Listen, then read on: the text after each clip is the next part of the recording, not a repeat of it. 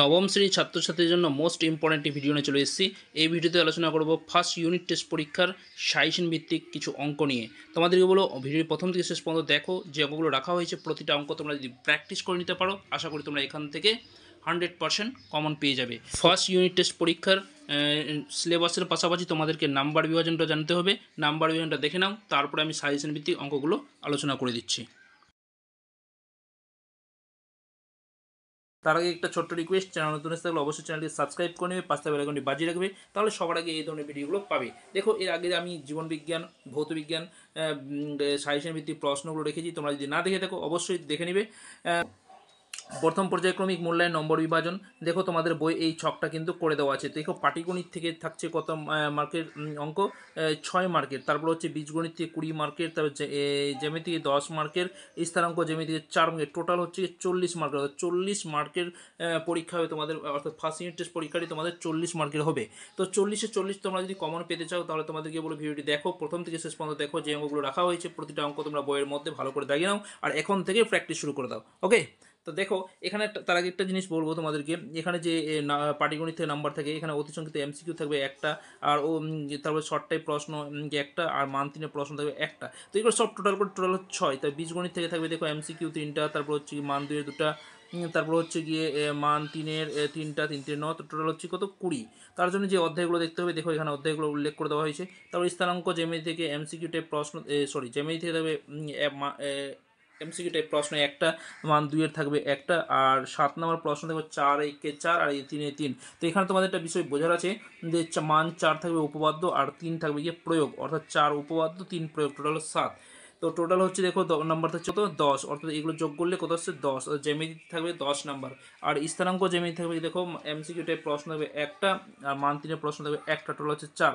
তো এটি যদি মোট করা যায় তাহলে সর্বমোট দাঁড়াচ্ছে কত 40, অর্থাৎ ফার্স্ট ইউনিট টেস্ট পরীক্ষায় তোমাদের 40 মার্কের প্রশ্ন হবে। তো তার জন্য যেগুলো অঙ্ক প্র্যাকটিস করতে হবে, দেখো আমি ফুল কমপ্লিট সাজেশন এখানে আলোচনা করে দেবো। পাটিগণিত, বীজগণিত উপপাদ্য প্রভৃতি বিষয় নিয়ে আমি কিন্তু সাজেশনটা পরপর আলোচনা করে দেবো। দেখো, আমি এখানে তোমাদের সুবিধার্থে লিখে দিয়েছি, তোমরা বইয়ের মধ্যে পরপর দাগিয়ে নাও। দেখো কোষে দেখি 1.1 থেকে যেগুলো অঙ্ক তোমাদের করতে হবে এখানে উল্লেখ করে দিয়েছি, ভালো করে তোমরা দেখো, প্রয়োজনীয় বইয়ের মধ্যে দাগিয়ে নাও, প্রয়োজনীয় খাতার মধ্যে লিখে নিতে পারো, যেহেতু তোমাদের সুবিধা হয়। ওকে, তো কোষে দেখি 1.1 থেকে করতে হবে। দেখো কোন কোন দাগের অঙ্কগুলো বেশি করে প্র্যাকটিস করে দিতে হবে, 1 2 5 7 আর 8-এর 1 2, এগুলো ভালো করে প্র্যাকটিস করতে হবে। কোষ দেখি 1.2 থেকে যেগুলো অঙ্ক প্র্যাকটিস করতে হবে দেখে নাও, 4 5 আর 8 পাতার প্রয়োগ 23। তারপরে কোষে দেখি 1.3 থেকে 3-এর, দেখো এখানে 3-এর আছে কত, 3-এর 3 4 9 আর 5 6 14 এখানে অল এমসিকিউ, প্রত্যেকটা এমসিকিউ তোমাদের ভালো করে প্র্যাকটিস করতে হবে, কেননা এখান থেকে তোমরা কিন্তু একটা অবশ্যই কম পেয়ে যাবে।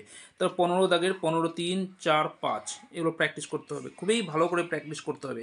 এবার কোষে দেখি 2 থেকে যেগুলো অঙ্ক প্র্যাকটিস করতে হবে দেখে নাও পরপর, 1-এর 3 দাগ, 2-এর 2-এর 3 4, 3-এর হচ্ছে 1 2 3 5, তারপরে দেখো 5 6 7 8 9, 9-এর করতে হবে 3 4 6 দাগের অঙ্কগুলো। তারপরে 10-এর দেখো এমসিকিউ তোমাদের প্রতিটা অঙ্ক করতে হবে, কেননা এখান থেকে কিন্তু একটা অঙ্ক সিলেক্ট হবেই হবে। তারপরে দেখো 11 থেকে করতে হবে 1 3 1 2 3 4 5, আর 25 পাতার প্রয়োগ করতে হবে। দেখো 27 নম্বর প্রয়োগটা করে নিতে হবে। এরপরে দেখো কোষে দেখি 3.2 থেকে যে অঙ্কগুলো তোমাদের প্র্যাকটিস করে যেতে হবে পরপর দেখে নাও। 7 দাগের করতে হবে 7-এর, দেখো 3 4 8, 8-এর করতে হবে 2 3 5 আর 9 10 13, 14 দাগের করতে হবে 14 3 4 আর 15 করতে হবে 1 2 3। এগুলো খুবই গুরুত্ব সহকারে প্র্যাকটিস করে যেতে হবে, তবেই তোমরা কিন্তু প্রত্যেকের পরীক্ষায় 40-এ 40 কমন পাবে। এরপর দেখো কোষে দেখি 4 থেকে যেগুলো অঙ্ক প্র্যাকটিস করতে হবে পরপর দেখে নাও, 3 4 6 8 10 11 13 11 12 13 14 15, 15 থেকে করতে হবে 2 3 4 5 আর 16 থেকে করতে হবে 1 2। নেক্সট দেখো কোষ দেখি 5.3 থেকে করতে হবে 4 দাগের, মানে 4-এর করতে হবে কি 2 3 5 6 8 13, তারপর হচ্ছে 16। এরপর হচ্ছে কোষে দেখি 5.7 থেকে যেগুলো অঙ্ক প্র্যাকটিস করতে হবে, দেখো কী আছে 1 2 3 4 11 16 17, তারপরে হচ্ছে কি 18, 1 2 আর 7 দাগের অঙ্কগুলো।